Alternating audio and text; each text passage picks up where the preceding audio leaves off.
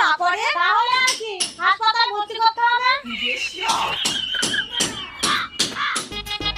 কিরে মা এই টিভিটা চলছে না কেন? এটাও কি বলে দিতে হবে? ও টিভিটাকে জিজ্ঞাসা করবো তাই না? না, টিভিটা খারাপ হয়ে গেছে, এটা আর চলবে না। তাহলে এখন আমি কি দেখবো? আমার মাথা দেখো। এই টিভিটা আপনার মাথার উপর রেখে তারপরে দেখবো। টিভিটা তোমার মাথার উপরে রেখে তারপরে দেখো। আচ্ছা इसका क्या देखना पड़ रहा है